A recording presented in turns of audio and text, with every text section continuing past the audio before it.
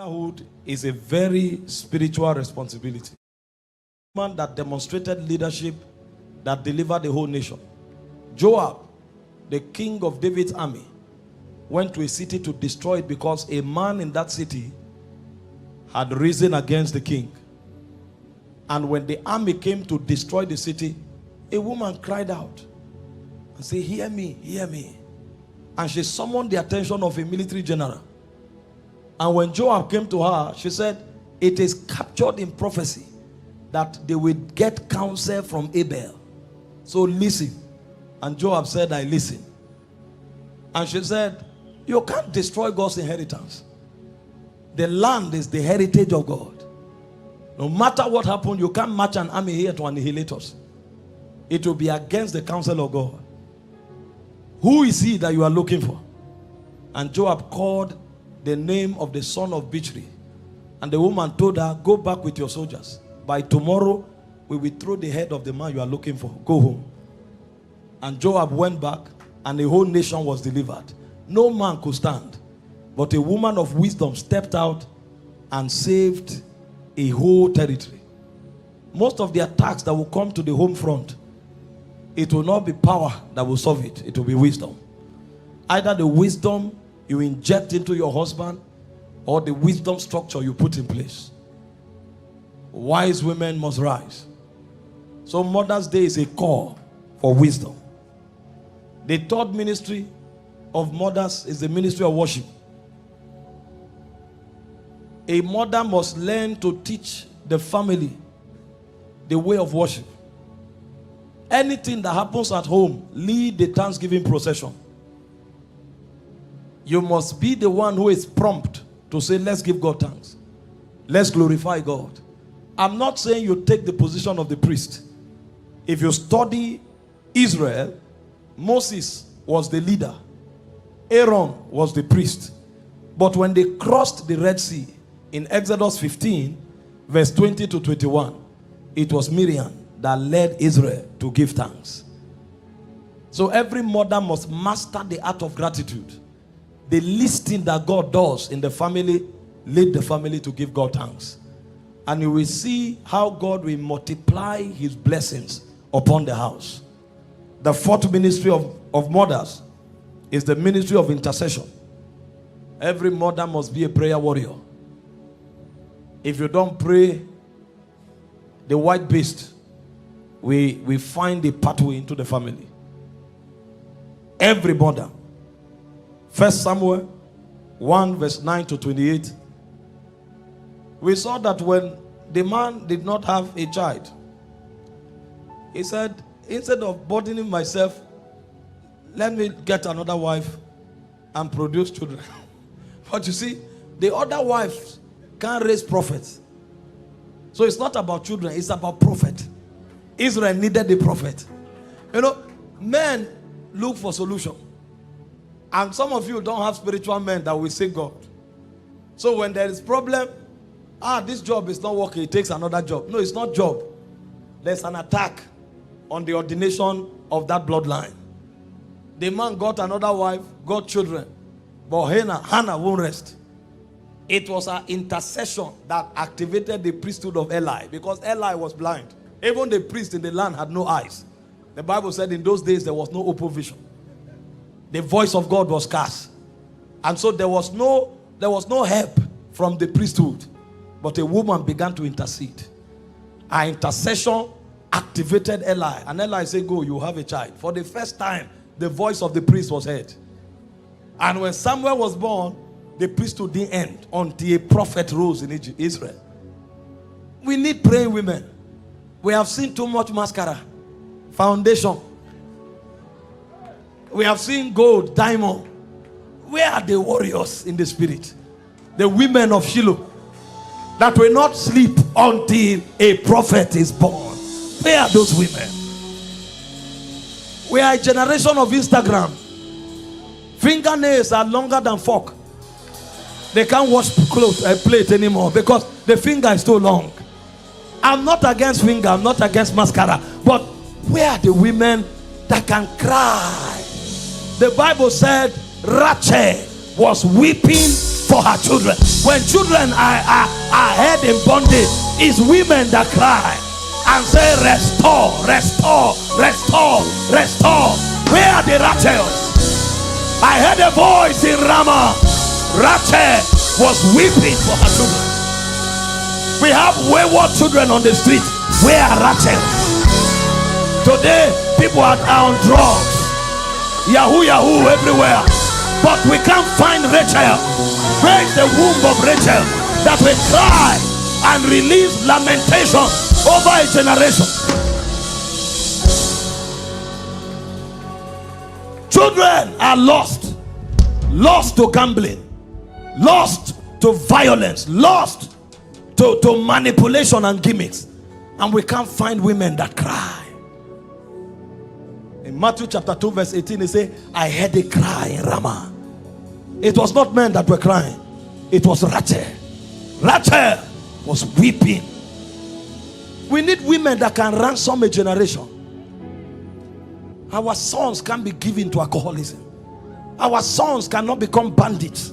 Our sons with potentials cannot become Yahoo Yahoo people. The soul of a generation must be restored. But the cry of Rachel must be heard. I came to acknowledge and to appreciate you for who you are. But I also came to cast a burden. That you are not just bearing a title. You are sitting in an office. Motherhood is an office. The hope of a generation is resident with mothers. And we need wailing men, wailing women. Please sit down. The fifth ministry of mothers is teaching and discipleship. I'm sure you saw that already. Titus 2 verse 3 to 5. Say, let the older women teach the younger ones. Our sisters need to be taught. And that's why the ministry of mothers must be restored. We have women today who are ladies and are not transiting to wives and mothers because there's a gap. No matter how a father loves the daughter, he doesn't have the utensils to make her become a wife or a mother. That's the ministry of the older women. Even to love their husbands, they have to be taught. Because love is not just a feeling. There are depths to love. When you become a wife, love is submission. Your father can't teach you that. It's your mother that will give you the skill and tell you, listen, there's a way you answer your husband when he's angry. There's a way you talk to your husband when you need him to do something. There's a way you guide your husband. I don't have those skills because I'm not a mother.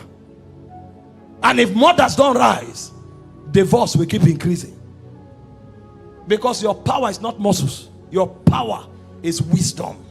And that wisdom has to be transferred. Otherwise, you marry your husband and you want to do muscles. After a while, you discover that's not your strength. Because when you finish fighting, you will go home. Your husband, in the night, when your husband is sleeping, you will be crying. And the home will be wrecked. And the reason is because mothers are failing. They are not teaching the younger women how to talk to their husbands, how to talk to their children and raise prophets. So we need the teaching ministry of mothers. Teach the younger women. They need to know what it means to be a woman. Those days when we were growing up, the moment you are approaching puberty, when you sit down, they say close your legs. When you start maturing, they tell you don't wear transparent things. Your body is sacred. And they taught them how to wear things under to cover their garments. They taught them how to greet. But today, we have naked women on the street. And sisters have become harlots. Deborahs are wasted. Because they were not taught. And when you don't teach people, you leave a vacuum. And those vacuums will be accommodated. Because there are other intelligences from the demonic realm. That's why women think today that they are relevant when they are naked. A body that should be sacred, that should be sought after, Now it's on the street everywhere like a buffet. Because we don't have teaching mothers that form ideologies in their children. The sixth ministry of the mother is the ministry of hospitality. That's where large-heartedness comes in. Large-heartedness. The Bible speaks of a woman called Lydia in Acts 16 verse 14 to 15. Even when she died, people were wailing. Look at this garment she gave me. She couldn't die. They had to resurrect her. Peter didn't sense the anointing, but they said, no, this one can't go. This one is a succor to society.